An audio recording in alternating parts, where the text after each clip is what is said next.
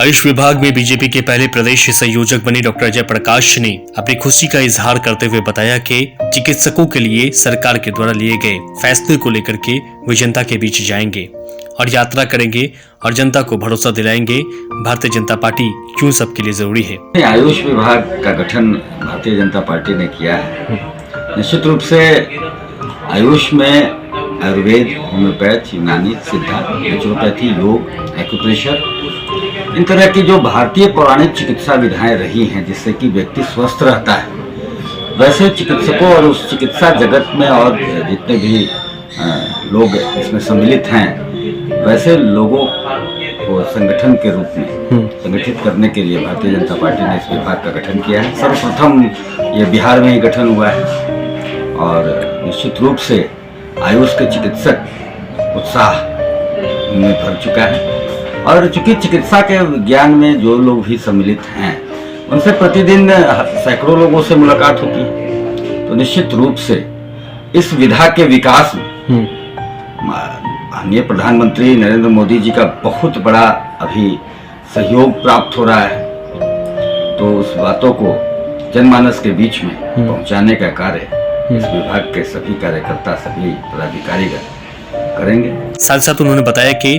जब से बीजेपी सरकार सत्ता में आई है तब से आयुष चिकित्सकों के लिए बेहतर काम किए गए हैं और इन्हीं उपलब्धियों को गिनाने का वो काम करेंगे।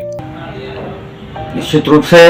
आयुष विधा में जितने भी पद्धतियां आती हैं भारत की पौराणिक पद्धतियां हैं और एक्चुअल में अगर स्वस्थ रहना है व्यक्ति को तो आयुष विधा के ही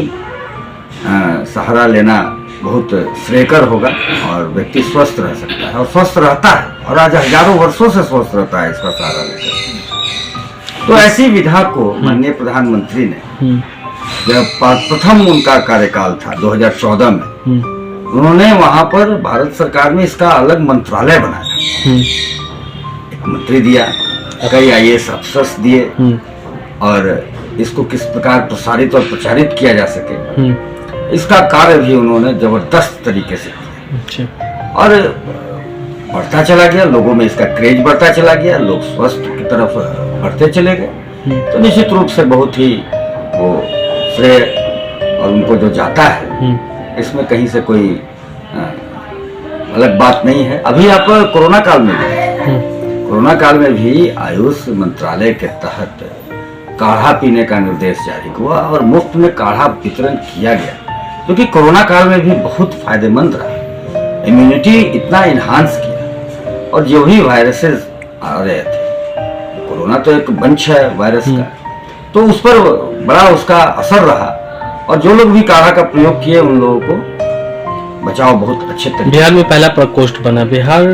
चिकित्सा के क्षेत्र में जननी रहा है, बताएं थोड़ा सा।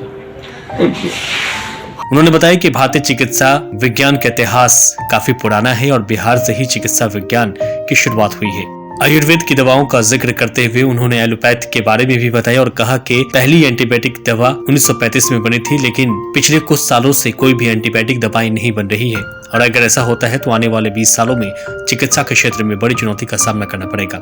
डॉक्टर अजय प्रकाश ने बताया कि प्रधानमंत्री नरेंद्र मोदी ने जब से 2014 में सत्ता संभाली है तब से आयुष मंत्रालय का गठन किया गया है और अब उन्होंने प्रकोष्ठ का गठन कर चिकित्सा के क्षेत्र में महत्वपूर्ण योगदान दिया है।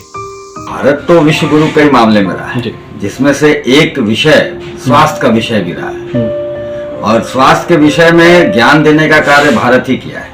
और बड़ा अच्छा बात है, बहुत ही सौभाग्यशाली हम अपने आप को समझते हैं कि हम बिहार में जन्म लिए हैं और इस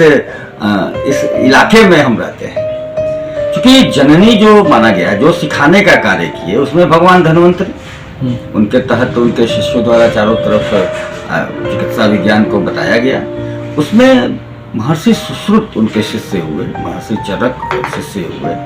और ये दोनों की जो पुस्तकें हैं या फिर ये दोनों जो ऋषि हैं उनका कार्यक्षेत्र इसी मोहल्ले में रहा है। कुम्हार में उनका प्रयोगशाला था, उनका बहुत कुछ था, अभी भी देखने को यहाँ पर मिलता है। तो यहीं से, इस बिहार से ही संपूर्ण विश्व में एक तरह से कहा जा सकता है कि चिकित्सा विज्ञान गया है। तो हम लोग बहुत सौभाग्यशाली हैं और इन सारी बातों को हम लोग जनमानस के बीच में बताने का कार्य करेंगे, क्योंकि जनमानस स्वस्थ रह सके। साथ ही साथ जो चिकित्सक, निश्चित रूप से मैंने पहले भी कहा कि सैकड़ों लोग मिलते हैं, तो भारत सरकार के जो भी कार्य हैं, जो कार्य अच्छे हो रहे हैं, उन कार्यों के बारे में बताने का। और व्यक्ति जो है वो 2-3 बातें हैं, अगर वो सब सुधार होता है तो वही रियल विकास होता है। स्वास्थ्य, एक व्यक्ति स्वस्थ हो, कहा जाता है कि हेल्थ इज वेल्थ, एक व्यक्ति स्वस्थ हो, एक व्यक्ति अच्छे ढंग से रहन सहन उसका हो जाए, मतलब एक निवास के लिए उसके पास हो, भोजन के लिए उसके पास आ जाए, तो वो पूरी तरह से सामान्य। एलोपैथ और आयुर्वेद दोनों अलग अलग विचारधारा लेकर के चलते हैं, कहा जाता है दोनों एक दूसरे के विरोधी हो जाते हैं बार बार। क्या कहना है आपका, खास करके एंटीबायोटिक को लेकर के? देखिए, है क्या कि चिकित्सा विज्ञान तो स्वस्थ करने के लिए ही है, थोड़ी सी थ्योरी में अंतर है, क्योंकि भारतीय सिद्धांत में जितने भी हैं उनमें 5 तत्व सिद्धांत है, उसमें 5 तत्वों को लेकर के, और चूंकि इस सृष्टि का निर्माण भी 5 तत्वों से ही हुआ है, और उसमें एक हमारा मानव शरीर भी एक इकाई है। तो आयुर्वेद विज्ञान हो, यूनानी हो, होम्योपैथी हो, नेचुरोपैथी हो, एक्यूप्रेशर हो, योग हो, ये सारे विज्ञान जो है वो 5 तत्व सिद्धांत पर ही चलते हैं, तो नेचुरल तरीके से ये ठीक करते हैं। एलोपैथी की अगर हम बात करते हैं तो वो भी एक चिकित्सा विधा है, निश्चित रूप से उसमें एंटीबायोटिक्स वगैरह अच्छे रूप में है। पिछले 20 सालों से कोई एंटीबायोटिक नहीं आया, और आने वाले 20-25 सालों में ये चुनौती होगी तो ये थोड़ी समस्या है उसमें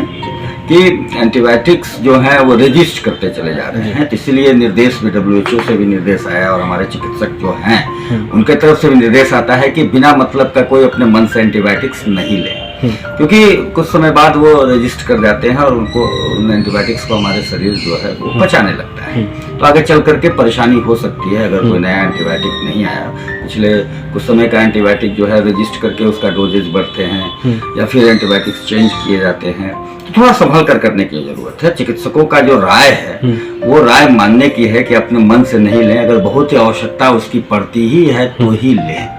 तो वही 5 तत्व सिद्धांत की मैं बात कर रहा था। तो एलोपैथ में जो है वो 4 तत्वों पर वो थ्योरी बनी हुई है, तो ये सब कुछ मिल करके चिकित्सा, मतलब कि हमको स्वस्थ करना है, चाहे वो एलोपैथ विज्ञान से, चाहे वो हमारी भारतीय पौराणिक चिकित्सा विज्ञान के तहत